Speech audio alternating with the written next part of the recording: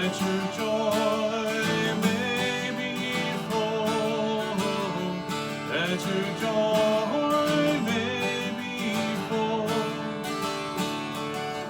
This is my commandment, that you love one another, that your joy may be full.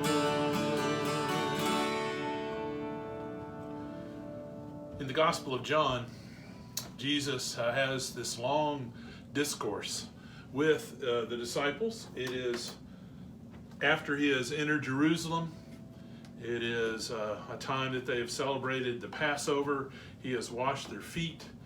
And they're talking in the upper room, and he gives them some amazing teachings and demonstrates again his love and concern for them. And we get this extended illustration of the vine and the branches in the 15th chapter of the Gospel of John. I am the true vine, and my Father is the gardener. God cuts off every branch in me that bears no fruit. With every branch that does not bear fruit, while every branch that does not bear fruit, he prunes, so that it will be even more fruitful. Now you are already clean because of the word that I have spoken to you. Remain in me, and I also remain in you. No branch can bear fruit by itself. It must remain in the vine. Neither can you bear fruit unless you remain in me. Again, this is Jesus speaking to the disciples. I am the vine, and you are the branches. If you remain in me and I in you, you will bear much fruit. Apart from me, you can do nothing.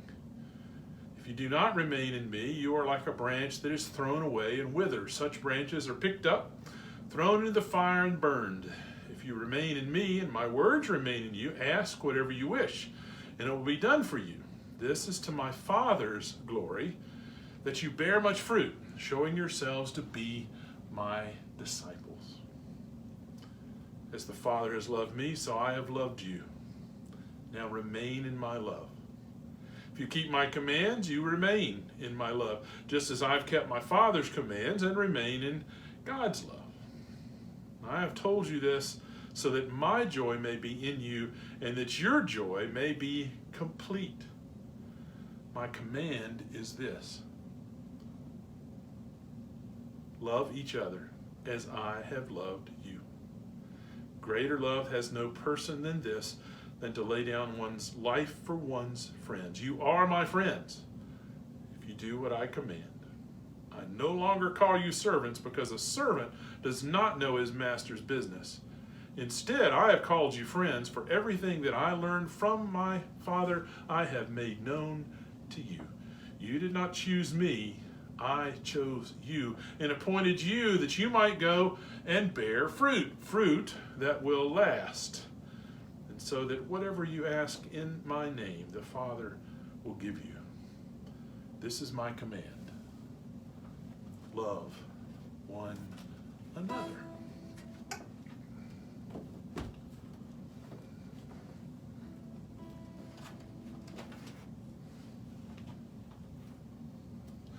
This is a song version or a hymn version of something that is a longer prayer, sometimes called a breastplate or an armor. This part of this one is attributed to St. Patrick, but it's really just a version of a prayer to guard and direct and protect us in Christ.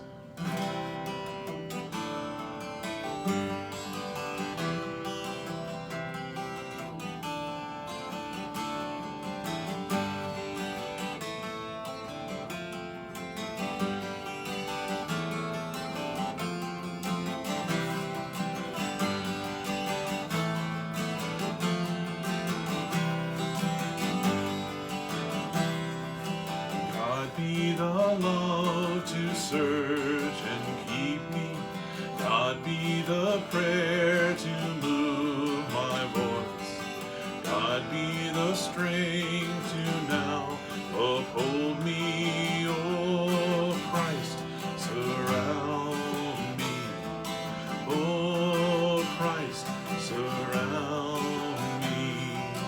Bind to myself myself the name of holy, great cloud of witnesses enfold, prophets, apostles, angels witness, oh Christ, surround me, oh Christ, surround me, walking behind to him my journey, going ahead to light my way, and from beneath, above, and always, oh Christ, surround me, oh Christ, surround me, Christ in the eyes of all who see me, Christ in the ears that hear my voice,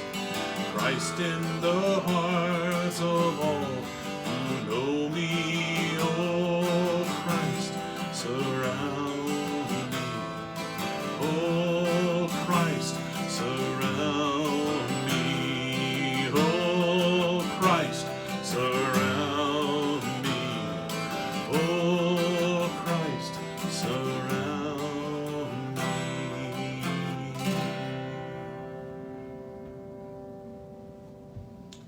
The love to search and keep me,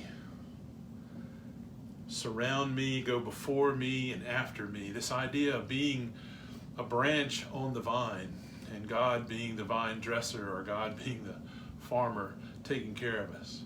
That Jesus is the vine and we are the branches. It's a great illustration of abiding in Christ, of having that connection all the time, before we rise, after we get up, and after we go back down to bed. That is what gives my purpose and my meaning, my identity. It's found in the vine and being one of the branches that occasionally gets pruned, that I may bear fruit, fruit for the glory of God. This is Soul Food, a ministry of First Presbyterian Church. My name is Henry Woodall, and I'm the pastor here. And this is Holy Week. This is Wednesday of Holy Week 2022. And I'm hoping that these scriptures and these songs are preparing us all for Easter.